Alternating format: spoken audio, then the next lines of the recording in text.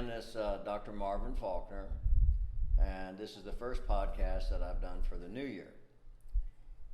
And I've been kind of thinking about what I wanted to discuss with you, but first I want to remind you that you can look for comments on the Facebook page. You can also go to my website to it at www.marvinfaulkner.com. And the reason why I bring that up is because there's a place on there that you can invite me to come somewhere and speak for small groups, for grief support, for just because of what I've been through, and that I believe that I can help. And the biggest thing about it is I don't charge anything. It's a ministry, and so it's just to try to help people. And I think that I've kind of adhered to the philosophy that if I did try to continue to help others despite what I've been through, that it could only help myself. And so, and I think that you should adhere to the same thinking. So, the podcasts, they've been seen by about, I think it was about 4,400 now views, and there was another 2,000 audios. Now the last one was kind of hard because we did some at Unity Temple, and I spoke in a little small group setting, but there was so much pain in that room that it was kind of oppressing. But there was a lot of people that needed to vent, and let me tell you something. There's plenty of pain and suffering in the world, and there's no short supply on that. And a lot of times you go to these, you hear people speak, and it's all about, look, if you will do this or that, if you can, believe in this or that, then you'll have a ministry like mine, or you'll get to charge what I get to charge to speak. People just want to make you believe that you'll just have all these blessings, everything will just pour out on you, that everything that you ask for will come true, and that's not reality. It really isn't for most people. It's just not realistic. So to get to the point, I've had several patients that have come in recently and have been asking me, Dr. Faulkner, what do you do when it's just too much? When it's just too much? And I'm like, well, that's interesting, because I have felt like in my own life, it's just too much. I went to God not too long ago, and I said, you know what? This is too much now. This is really just too much. I've had it. It's kind of too much. And a lot of the patients they've come to that, and many people come to that. And just recently, Lisa Marie Presley came to that. It was too much. And so she took her life. And whether it got a little out of hand or action or purpose or whatever, the result was the same. And my mother did that. And I remember how that made me feel. Not good. And so people they can come to it in this life like, okay, that's enough. So with a mother's suicide and a wife's death of cancer, and as if building a home at the time that even occurred, just the finances, and then to raise the kids on my own, and then to have Taylor embark upon this 15-year horrifying drug addiction, only to lose him. So now I've lost my son, my daughter's brother. I mean, I was kind of like, you know what, that's enough. That's just too much. And ironically, here I'm a pain doctor with people coming in and telling me horrific stories every week of what's going on with them. And they have some of it physical, no legs, back's been operated on, head, whatever. But they also have emotional and psychological issues, of course, as well. So it's a tough spot, and it's kind of like, yeah, I get it, the too much. But we're born to die, so if we lay down and we're ready to die, if our time has come, well then, okay, because it doesn't matter anymore, our time has come. But if we still have some health left, and there's still some things that we can do to not only help ourselves but others, then when you consider the gift of having a life been given to you, well, then to take yourself out, I don't really think that that is what you should do. I realize it happens, but I think that as long as you have life and strength of any kind, then you shouldn't allow too much to take you there. You shouldn't allow too much to take you there. And so how do we come to the point that we don't allow it to take us there? And we say, well, we still have people that we love. We still have people that love us. We don't want to hurt them. We have love to give. So our life is still of use. So I wanted to dedicate this podcast to Dr. Randy Fierro. I've known Randy for a long time. And I went to Dallas, and I got to see Randy for the first time in about 7 years, and I got to see another good friend of mine, Brett Herbert, that I hadn't seen for 10 years. But Randy we were in discussion, and I got to think about what he had to say to me, and I thought, I'm going to share this with everybody that I can.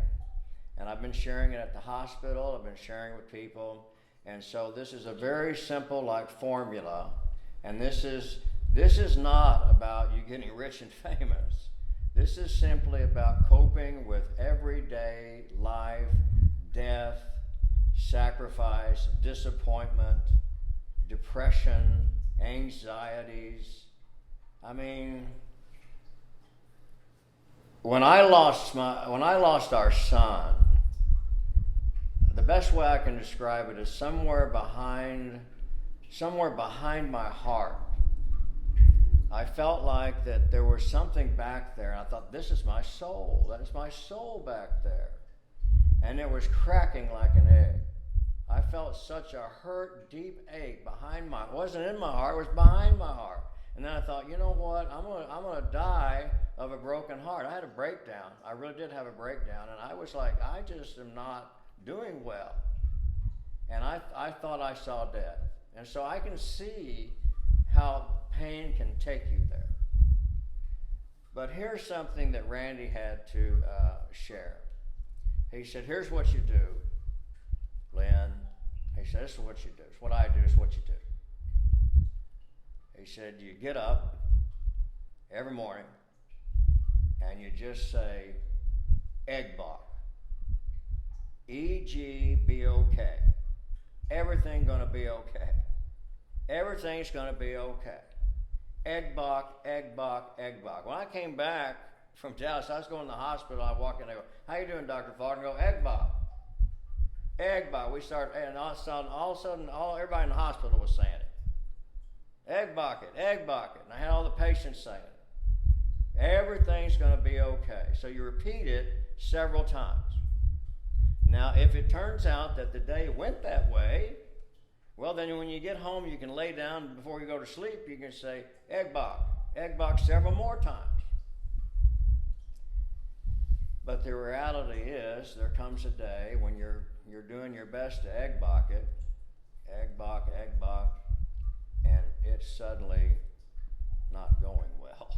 So it's like, wait a minute, this is not going to be okay. I'm looking at it right here, and it's not turned out the way I wanted it to, and this is not going well, and it's not going to be okay. I'm not going to fool myself about this. Look at it. It's not going good. It's not going to be okay. No matter how many times I say Egbok, it's not turned out this way. All right. Now you start getting upset, realize things are just going to crap, see? And now you start getting filled with anxiety, depression, whatever. The best thing to do is just come home, get back to your place. I call my loft, I call it serenity and tranquility because I have a water feature and I light candles and I have aromatherapy and sit here with my little doggy and stuff and Delilah. So what I do is I just come home and I just get in my little place here. And that's what Randy said. And say, you just say, now look, did what happened today, was that my fault? Do I need forgiveness? Did I bring this on? I know I had to, wait a minute, what if I had nothing to do with this? But this just fell from the sky, just this I really didn't have nothing to do with it. So then you just have to get about saying, forget about it. You get really mad and angry, you might say something else, but just forget about it. Just say, you know what, just forget this. Just forget it. There's nothing I could do about it. I didn't cause this. I didn't do anything to create this. This would have nothing really to do with me. So why am I taking it so personally?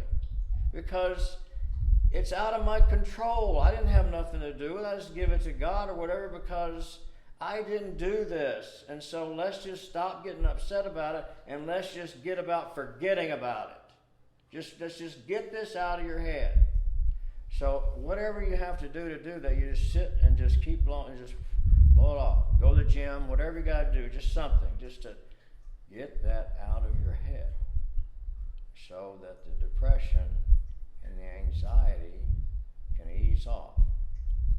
Now then, whether you have to take a glass of wine or whether you go over and grab your sleeping pill that you never used to have to be on, that you are now, whatever, because of life, well then you go ahead and you get to sleep. And you just blow it off and you sleep it off. And when you get up the next morning and your feet hit the floor and you say, I'm going to go and try to be productive today. Despite everything that's happened to me, I'm going to go make a difference in somebody's life. And you know what you do? You start all over again. You go egg bucket. Everything's going to be okay. Egg bucket. So now you have this little system down where between egg bucking it and forgetting about it, you survive. You become a survivor. I want to finish this fight. I want to finish it. I want to finish it like I did in the ring, where nobody could beat me in the third round. Nobody. First round, yeah. Slow starter. I want to finish strong. I want people to say, look at that guy. You know what he did? He had a lot of crap come on, but he finished strong. And his girls, remember, they say, our dad finished strong. And so, if you still have a little bit of life left, like I believe I do, even though my son's gone, my wife's gone, and you know, my mother and dad, of course, are gone. And that was ridiculous. And you say, so, well, she killed herself. It's not that simple. There was a whole story behind that. And it was awful for years. And Tammy's death was horrifying. Paralyzed for the last year of her life. No bladder or bowel function. I couldn't even recognize my wife except for her eyes. The cancer tore her to pieces. It was cruel. It was cruel. And when my son told me, Dad, I can't accept Mother dying like that. I can't. And he was angry about it for decades. And that was part of his issue. And now he's gone. I mean, he sat over here and he said, Dad, he was grimacing. I never realized how bad his suffering was. I said, son, what is it? He said, Dad, I'm in so much pain. I said, son, I don't know what to do. He said, Dad, I'm trying to tell you something. I go, well, I'm trying to believe in you, son. I mean, what is it? What else are we going to do? It's 15 years. We've done, what else can we do? We've tried so hard. What is it? Well, he was dead 24 hours later. So he was trying to tell me something. These are hard things. These are rough things. But you know what? As long as we have an ounce of love left to give, we forget about the things that we can do nothing about, and we egg buck the rest. EGBOK, egg bucket. I love you. You listen to these podcasts. You have me come speak somewhere because I can help make a difference, and that's what I want to do. So God bless, and you keep going. Amen.